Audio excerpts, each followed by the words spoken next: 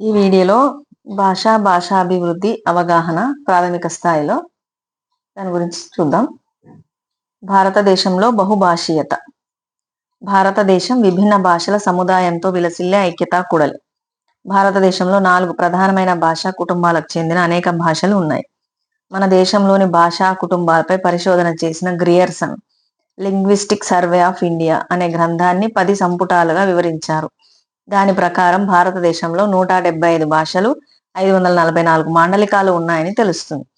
ఇవన్నీ హింద్వార్య, ద్రావిడ, ముండా, సినో, టిబెటన్ భాషా కుటుంబానికి చెందిన భాషలుగా పేర్కొన్నారు. ఆనాటి జనాభా గణన శాఖ వారు మన దేశంలో భాషలు గాని మాండలికాలు గాని 1652 వరకు ఉన్నాయని అంచనా వేశారు. భారతదేశంలో ప్రధానమైన 4 భాషా కుటుంబాలు: సినో టిబెటన్ భాషా కుటుంబం, ఇండో యూరోపియన్ భాషా కుటుంబం, ఆస్ట్రో ఏషియాటిక్ భాషా కుటుంబం, ద్రావిడ భాషా కుటుంబం. పైన పేర్కొన్న 4 భాషా కుటుంబాలలో ద్రావిడ భాషా కుటుంబానికి చెందిన భాషలే ప్రాచీన భారతీయ భాషలని భాషా శాస్త్రవేత్తల నిశ్చిత అభిప్రాయం.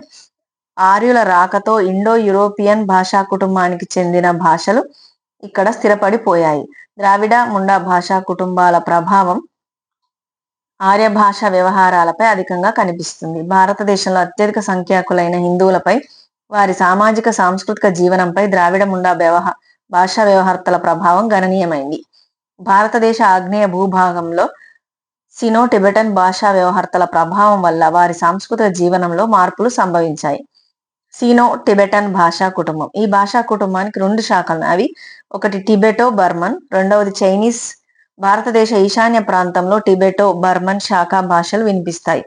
మన దేశానికి వలస వచ్చిన మంగోలాయిడ్ తెగ హిమాలయ పర్వత ప్రాంతాల్లోనూ ఈశాన్య ప్రాంతంలోనూ స్థిరపడి టిబెటో బర్మన్ భాషల్ని వాడుకలోకి తీసుకువచ్చారు. టిబెటో బర్మన్ శాఖకు చెందిన భాషలు 10. అవి 1 బోడో, 2 నాగా, 3 గారో, 4 కుకీ చిన్, 5 మణిపురి, 6 లుషాయి, 7 భూపతి, 8 నైవారి, 9 వెప్చా, 10 అస్మక, 11 మికిర్. ఈ భాషలను కూడా ఉత్తర అస్సాం వర్గం, అస్సాం బర్మీస్ వర్గం, కుకీ చిన్ వర్గం, టిబెటన్ వర్గం అని 4 వర్గాలుగా విభజించారు. రెండవది ఇండో యూరోపియన్ భాషా కుటుంబం. ప్రపంచ భాషా కుటుంబంలో మొదటి కుటుంబం ఇది. ప్రపంచంలో అత్యధిక సంఖ్యాకులు మాట్లాడే భాషలు ఈ కుటుంబంలోనే ఉన్నాయి. ప్రసిద్ధ భాషలైన Greek, Latin, German, French, Spanish, Danish, Russian, జెక్, పోలిష్, పర్షియన్ మొదలైన భాషలు ఈ కుటుంబానికి చెందినవే. ఈ కుటుంబానికి చెందిన భాషలకు చాలా ప్రాచీనమైన సాహిత్యం ఉంది. ఆస్ట్రో ఏషియాటిక్ భాషా కుటుంబం. ఆస్ట్రేలియా ఖండం నుంచి ఆగ్నేయ ఆసియా వరకు వ్యాపించి ఉన్న దేశాలలోని భాషా వ్యవహర్తల్ని ఆస్ట్రో ఏషియాటిక్ భాషా కుటుంబానికి చెందిన వారిగా పరిగణిస్తున్నారు. భారతదేశంలో వ్యవహరించే సంతాలి, ముండాలి, సవర, గదబ మొదలైన జాతుల భాషలు ఈ కుటుంబానికి చెందినవే. ద్రావిడ భాషా కుటుంబం. ప్రపంచంలోని పెద్ద భాషా కుటుంబాలలో ద్రావిడ భాషా కుటుంబం ప్రధానమైనది. భారతదేశ దక్షిణ ప్రాంతంలో ఈ భాషా వ్యవహర్తలు అధికంగా నివసిస్తున్నారు. భాషా శాస్త్రజ్ఞులు ద్రావిడ భాషా కుటుంబాన్ని భౌగోళికంగా 3 ఉపకుటుంబాలుగా విభజించారు. 3 ఉపకుటుంబాలు 23 భాషలుగా విడిపడ్డాయి. దక్షిణ ద్రావిడ భాషా కుటుంబం: 1 తమిళం, 2 మలయాళం, 3 కన్నడం, 4 తులు, 5 కొడుగు, 6 తొద, 7 కోత, 8 బడగ. మధ్య ద్రావిడ భాషా కుటుంబం: 1 తెలుగు, 2 గోండి, 3 కొండ, 4 కుయి, 5 కువి, 6 పెంగో, 7 మండ, 8 కొలమి, 9 నాయకి, 10 పర్జి, 11 బల్లారి, 12 గదబ. ఉత్తర ద్రావిడ కుటుంబం: కుర్క్, మాల్తో, బ్రహుయి. ఈ ద్రావిడ భాషా కుటుంబానికి చెందిన భాషలకు 5000 సంవత్సరాల చరిత్ర ఉంది. సుమారు 40 కోట్ల మంది జనులు ఈ భాషా కుటుంబానికి చెందిన భాషల్ని వాటి లక్షణాలను బట్టి 4 ఉపకుటుంబాలుగాను విభజించి చూపారు. భాషలు సామాజిక, ఆర్థిక, రాజకీయ సంబంధాలు. సమాజంలో బహుళార్థక ప్రయోజనాలను అందించే సాధనం భాష. మానవుల మధ్య భావ వినిమయం, సమాచార మార్పిడియేగాక ఆత్మీయ మానవ సంబంధాలను భాష నెలకొల్పుతుంది.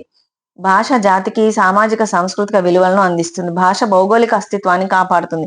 మనుషుల వ్యక్తిత్వం భావ వ్యక్తీకరణలో అర్థమవుతుంది. ఆయా సమాజాల వ్యక్తిత్వం భాషలో ప్రతిబింబిస్తుంది. భాష అనేక అంశాలతో విభిన్న సంబంధాలను ముడివేసుకొని సమాజంలో ప్రధాన పాత్ర పోషిస్తుంది.